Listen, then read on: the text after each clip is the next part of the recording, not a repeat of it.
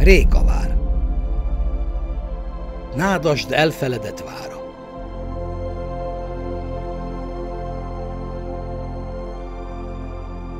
A Mecsek keleti oldalán, Mecseknádasd és Óbánya között fekvő magaslaton épült az a vár, melynek ma már csak romjai látszanak.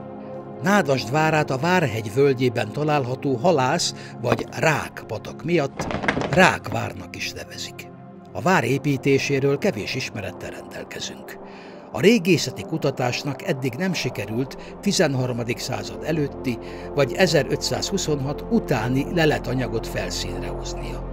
A forrásokban első megjelenése 3. András király uralkodásának idejére tehető, amikor a 13. század végén a pécsi káptalan oklevélben említi a várat. Felmerül a kérdés, hogy milyen lehetett a vár a középkorban. A régészeti kutatások és analógiák alapján rekonstruálható az egykori erődítmény. A vár elnyújtott formája és nagy alapterülete jellegzetesen a tatárjárást megelőző kor várépítészetére utal. A Várhegy magaslatán elhelyezkedő mintegy 200 méter hosszú és 30 méter széles várudvart 3 méter vastag kőfallal vették körül. Korabeli szekérút vezetett fel az erődítmény délnyugati oldalához. A vár kerek tornyával szemben az út körben haladt tovább a várfal északi és déli oldalán az épület közepéig. A LiDAR felvételek alapján megállapítható, hogy a szekérutat 3 ponton árkokkal szakították meg védelmi szempontból.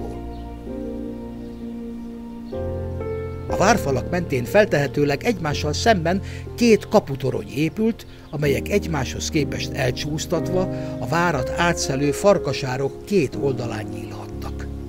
Az egyik a Felsővárban elhelyezkedő épület együttesbe vezetett, a másik pedig külön kaputoronyként a Külsővárba. Kezdetben valószínűleg csak a külső kapu épült meg, és később a Belsővár építésekor emelték a másikat. A Külsővár látta el a keleti oldal védelmének feladatát, valamint itt kaptak helyet a gazdasági épületek is. A Külsővárból a Belsővárba egy felvonó hídon keresztül vezetett az út. A fennmaradt vakolatmaradványok alapján a falazatok vakolva és meszelve voltak fénykorúban. Az épület magasságára a megmaradt falak vastagságából lehet következtetni.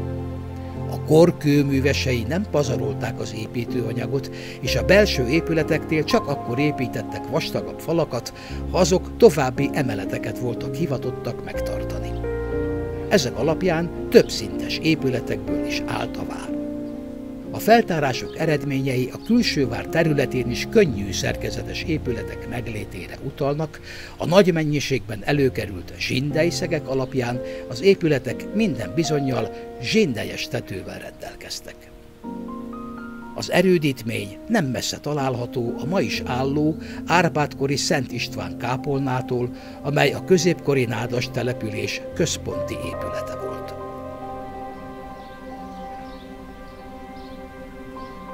A 16. századra Nádasd a megye egyik legnagyobb mezővárosává duzzadt. A régészeti adatok alapján a vár tűzvészben pusztult el a 16. század folyamán. Elképzelhető, hogy a törökök gyújtották fel a mohácsi csatát követően, esetleg az ütközetet követő polgárháborús időszakban érte a vég, vagy akár véletlenül is kialakult tűzeset is okozhatta a vár pusztulását. A megmaradt várfal köveit a környék lakói szétolták.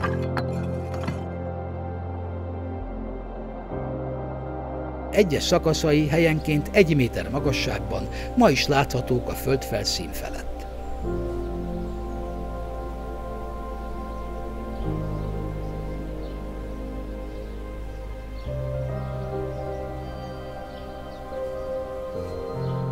– 27, még az 1930-as években is működő öreg vízibalmot számoltak össze, melyek zöme minden bizonnyal az elpusztult vár köveiből épülhetett az elmúlt évszázadok során.